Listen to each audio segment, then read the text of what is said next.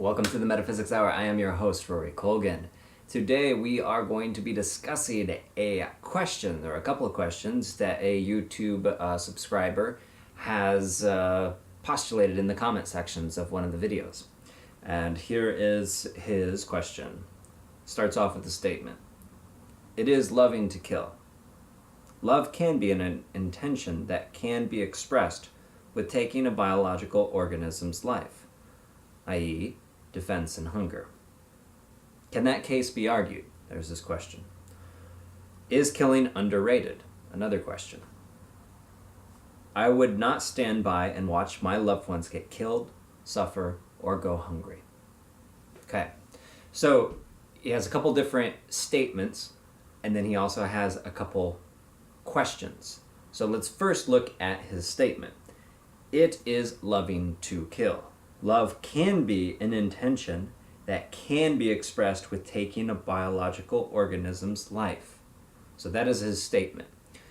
Universally speaking, from a metaphysical standpoint, it is not always the case that it is loving to kill. In fact, 9 times out of 10, it is not loving to kill. However, you can kill with love. Yes, that is a possibility. As a farmer, that is something that can happen with the livestock. It is a loving thing to shoot a cow who is going to die in the next few days. It's just a different form of euthanasia. It's more violent than, say, inserting drugs, but sometimes farmers own more guns than they do euthanasia drugs and needles. So that can be rooted in love or compassion. You can also send in cows to slaughter or pigs to slaughter or kill chickens for slaughter. And you can do that with love because love appreciates the energy of what is. But it also, at the same time, if you were to be truly, fully encompassing in love, 9 times out of 10, you're not going to want to kill, right? Because how many people want to kill in love? Native Americans would watch animals, and they would sometimes recognize that there was an animal that would actually defer to the natives and give permission to be killed. There's some subtle body language that some particular tribes were well versed in, and so the hunters knew which ones to kill. And some modern day hunters go beyond just like, the size of the animal that they're hunting. They actually have an intuitive connection with the animal and will let the animal live if it's not the right time to kill that particular animal. So again, a metaphysical view of it would be love, that true power of love, 9 times out of 10, will not incite you to kill. But say you do need to kill. Say that you do need to kill the carrot. So you go into the ground, you pull up the carrot from the green part, and you have now destroyed or killed the carrot. Essentially, it's dying as you speak, as you pull it out of that system. And so if you're attuned to the vibration of the carrot oftentimes will scream and fight its own little way that it can. Not quite the same, say, a pig or a chicken, but they're different levels of life. So the first part of the statement is 9 times out of 10, love is not the motivating factor to kill anything. Now, you do have to consume something to stay alive, more than just oxygen, more than just water. You do need to be at least a vegan. You do need to kill plants or have somebody kill plants for you. I guess it's possible you wouldn't have to kill something, whereas if you just ate fruits and nuts and only grazed the top of, say, like lettuce plants, and then lived in an environment where those plants could survive and then maybe just be killed by the environment. So it is possible, that very seldom likely, that you have sustained your existence without death. The death of a vegetable, the death of a particular fruit, Oftentimes with the fruits are just the overripened ovaries of the plant, so you don't actually eat the plant. Hence why fruit fasting is one of the spiritual forms of fasting, because there is no death involved. And in fact, the plants that produce those fruits want you to consume it so that they can spread their genetics throughout the environment. So I hope that answers your first part of the question, is that 9 times out of 10, love is not the motivation behind killing. But if you do have to kill to survive, you can do it in love, because if you need to hunt a deer in order to provide for your family, like we did a few generations ago before modern grocery systems and slaughterhouses came into effect, or if you're a native and you did fishing on your island homeland, you would kill the fish in order to survive, and you could have a sense of reverence for it, a sense of respect for it. But I wouldn't say that by and large it's an act of love, it's an act of survival. All right. That case, I think we've addressed. Now, is killing underrated? Well, I guess it depends on what a person means by killing. Death is a natural part of life. I'm working on a book right now called Embracing Life, A Look at Death. And so I argue in this book that you'll be hearing about soon, the next few weeks to months, that life, birth, and death are just 2 forms of this whole of life, and that our essence is beyond birth and death. And so we are alive and will always be alive. We are immortal. And so killing is then just a temporary change. And if you happen to be psychic or intuitively inclined, if somebody dies, then you still have the availability to connect with them. And in some ways it can be easier, because all you have to do is use your mind. Whereas in this world, we have to use cell phones or something like sitting down across from a table with one person in order to have that interaction.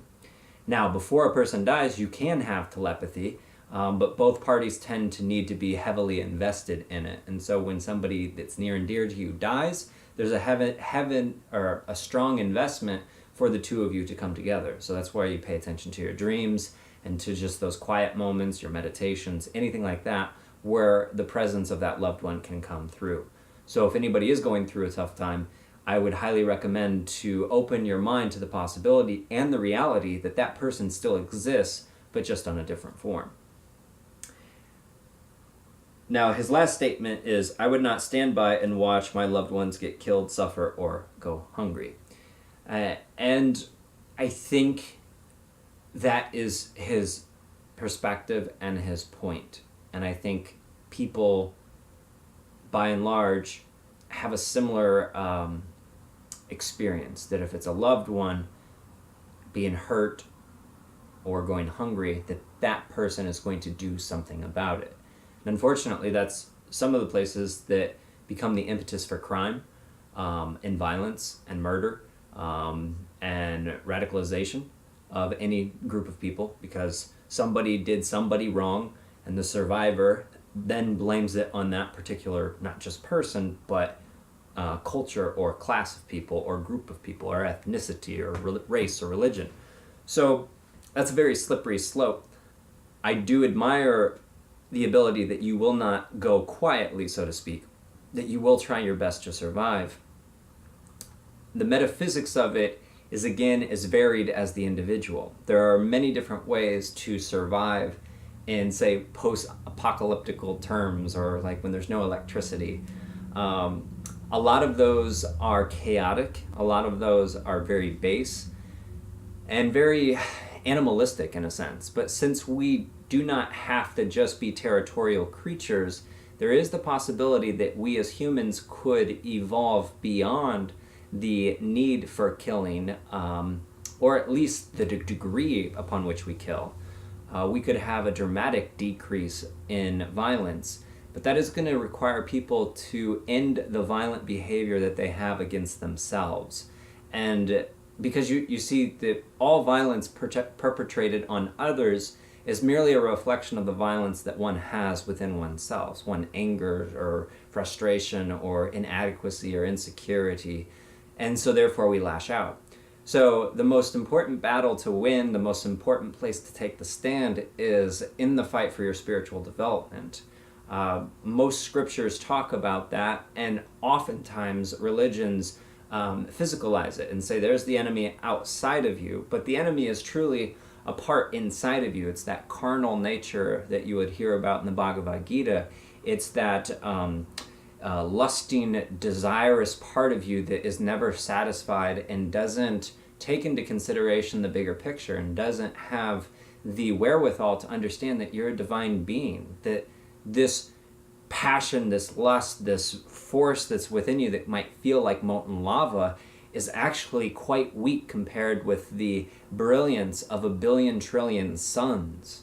So yes, lava feels very hot and powerful when you're standing at the base of the volcano, but think about the brilliance and the power and the energy of 1,000,000,000,000 suns. It's a quadrillion suns, or just one little volcano. So our base desires are like that volcano, but our real desire, our real essence, our immortal essence that's beyond birth and death, killing and life, that just is brighter than a quadrillion suns, our experience of the sun. And so that's what I would recommend to this particular person and to all people, is that you conquer and fight the demons within yourself. And in some cases, I even hear that in Islam, that there is a jihad within. In other words, that you're supposed to get rid of the jinn or the demons that are within yourself. So all religions have a truth or a silver thread or a golden thread throughout their culture, that you are to perfect yourself. You're not necessarily to go out and try to be a tyrant over others or, fight against others. If you really did the work and perfected yourself, you would find a constellation, a way of associating with others that would be quite harmonious. But it's going to take a lot of people doing that, because if things go badly, and then we're all forced to fend for ourselves, depending upon how well we love ourselves and are in touch with ourselves and have conquered the evil within us, it's going to be a very beautiful heaven on earth. But if we have not conquered the evil within ourselves, when and if the social structure or the fabric around us collapses, it's going to be chaos, and the end result is going to be more dystopian as opposed to utopian. So again, focus on yourself, clean yourself, bring the death to negative parts of yourself. And yes, if you do need to kill for your sustenance in terms of the lower animals, your cows, your chickens, your sheep, your pigs, more power to you. Do it with love, respect, reverence, and treat the animals as best as you could, just like you would treat a pet, but the only difference is at the end you slaughter them instead of take them to the vet to have them euthanized. So that's one way of doing it, but if you're a vegan or a vegetarian, more power to you. And, again, just showcase your beautiful lifestyle, and, we can do this as a race of people. It doesn't have to be just one of us. This is Rory Colgan from the Metaphysics Hour, wishing you well and hoping that this has been insightful. Talk to you soon.